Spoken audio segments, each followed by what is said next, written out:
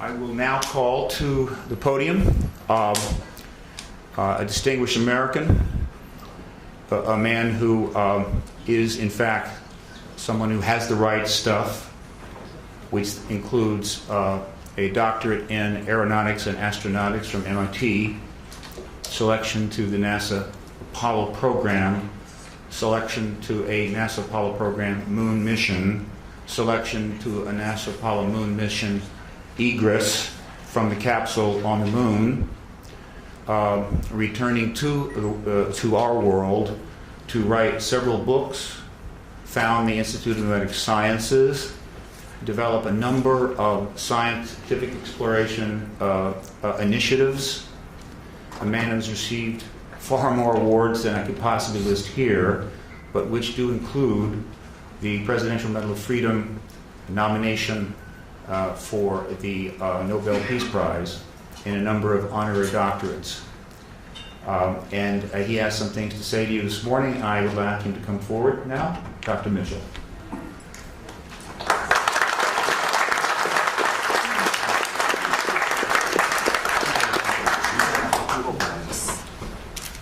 Thank you very much for being here.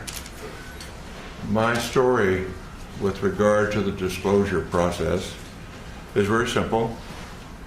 I grew up in Roswell, New Mexico, the site of the first UFO crash, the alleged UFO crash. And my story is as a result of growing up there. I was a senior in high school, just going into my senior year in 1947, when on one day the Roswell Record announced that an alien craft had crashed, and the next day changed that story and said no, the Air Force said that was a weather balloon. And since I was on my way to college and more interested in those things, I didn't pay much attention to it at that point in time. However, my family was in the agribusiness. My grandfather was a cattle buyer and sold registered herds bulls to the ranchers in the area, knew everybody in the area, in the Pecos Valley and beyond, sold cattle into Arizona, western Texas, and was affectionately known as Bull Mitchell in those parts. And so it was not unsurprising to me later on that the lore of the area, of our friends and the people in Roswell, including the sheriff's department, and a military friend of ours, a major, who was also turned out to be a friend of Jesse Marcel, who was the first Air Force officer on the site of the crash. And this Air Force officer was in administration. He was not really involved, but he eventually told me his story, and that's how I became involved.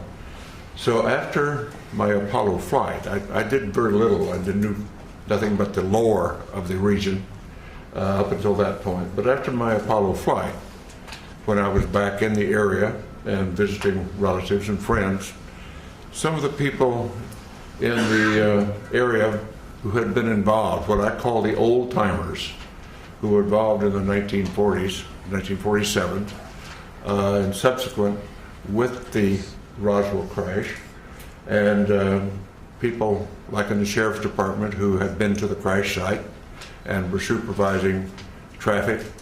My friend and friend of our family, the major, who was an office mate of in the administrative function at Walker Air Force Base. These folks, because they had been shushed and told not to talk about their experience by military authority in those days, and on dire consequence if they did, felt that here in the 70s, many years later, that they didn't want to go to the grave with their story. They wanted to tell somebody reliable. And being a local boy and having been to the moon, they considered me reliable enough to whisper in my ear their particular story and their association with the Roswell crash, including the family of the undertaker who provided coffins for the alleged alien victims,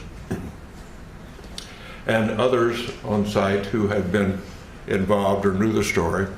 And of course, eventually I ran into Jesse Marcel Jr., the son of the Jesse Marcel, who was the first military officer on the site, and knew his story, and I knew his story well, and we became friends in later years in this disclosure movement. And at some point, about 10 years ago, and I can't remember what date it was right now, when the disclosure movement was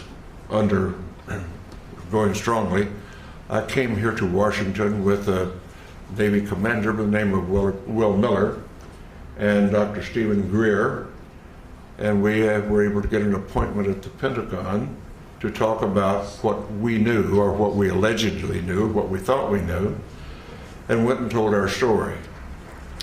And the powers that be at the Intelligence Committee of the Joint Chiefs of Staff listened to our story and said, the Admiral said, well, I don't know that story. I don't know that that's true, but I will find out. So we departed, went on our way, and subsequently learned through Dr. Greer and through Will Miller, and that those stories had been confirmed, and that the Admiral had been denied access when he tried to get into the inner workings of that process. And we had confirmation of that, although that Admiral now denies the fact that this is the fact. So my story is essentially that. I do have no first-hand experience with the ET effort, except the fact that I know all of these research people that you'll hear from today, and some who are not here today, who have spent a long amount of their lives and time doing research into the alien visitation, UFO crashes, and so forth. And I urge that those who are doubtful read the books, read the lore, and start to understand what has really been going on, because there is no doubt we are being visited. And as a person who is a part of the first generation of being a spacefarer of our civilization and having gone to the moon, and realizing that I do, and many of us do now, that have seen the Hubble pictures from space, the universe that we live in is much more wondrous, exciting, complex, and far-reaching than we were ever able to know up to this point in time.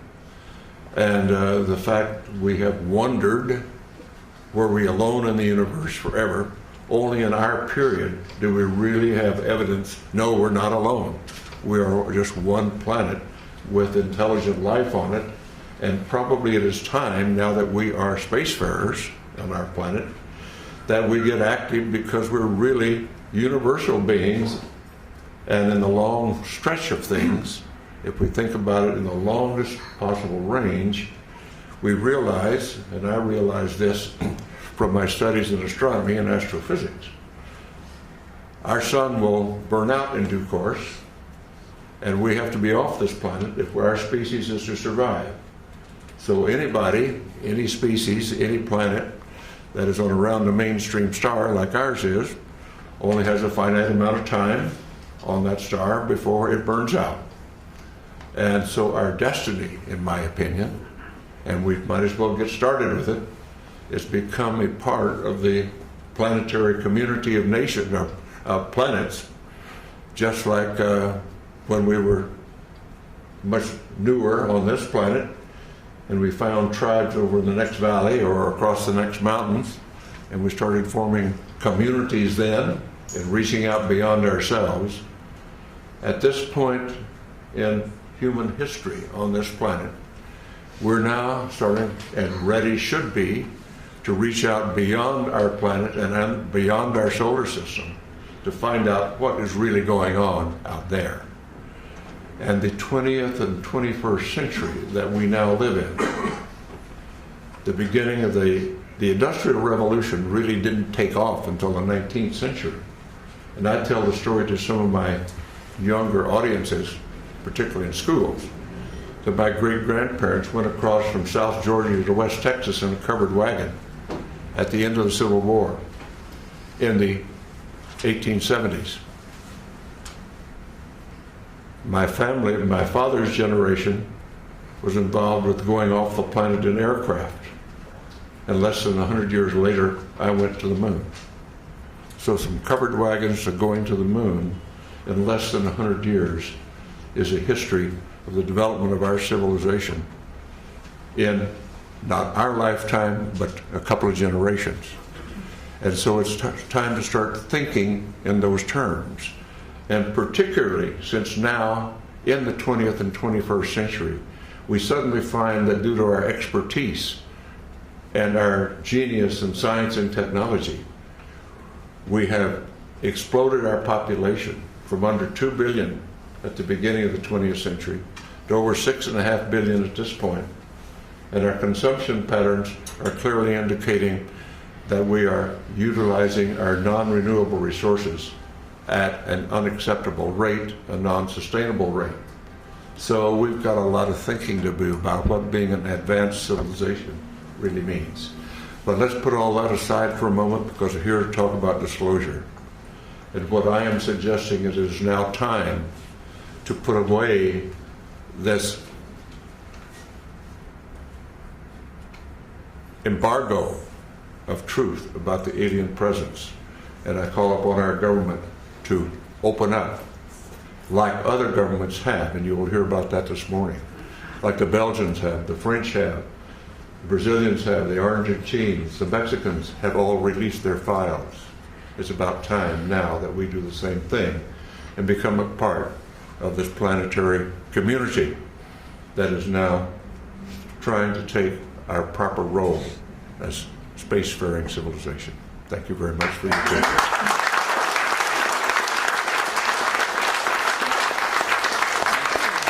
All right, now, would any of the media like to ask either of these gentlemen a question at this point? Any of the reporters? Yeah. Alan? Can you tell us, Dr. Mitchell, exactly what the locals of Roswell told you, if you could remember specifics? On the mic. Yeah. The essence was that the Roswell event was an alien craft, that it was not of this planet. That's the essence. What they really told me was their particular, each one had some particular part of it, like a sheriff's deputy was controlling traffic but heard from what the other people what was going on.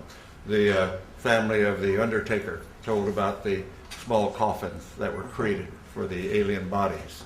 And my Air Force family friend said yes, he had heard the same thing from Major Brazel. Each one of them just told what their portion of the activity was all about. So putting it all together, the sum total was, yes, it was an alien spacecraft. Thank you. Another question? Just had another question about Sure. fellow astronauts talking to you about seeing space, UFOs in space. No, I have talked to all of the astronauts up through the Apollo program. And the only ones that have had UFO experience were in their Air Force careers, where were vectored to chase a UFO, never quite made it, couldn't quite get them in their sights or whatever. And that was Deke Slayton, and Gordon Cooper had his experience that's been well recited about seeing one land at Edwards Air Force Base, seeing the pictures of it, and suddenly the pictures disappeared into the vaults of Washington and never returned. But the military people that had UFO experience were in their Air Force careers before the astronaut program. And of course, being a military and a Navy pilot myself, the stories among airline pilots and other pilots is they're just all over the places. And we're all told, shut up about it. I never chased one myself, but all my friends that did, where it was all the same thing, don't talk about it.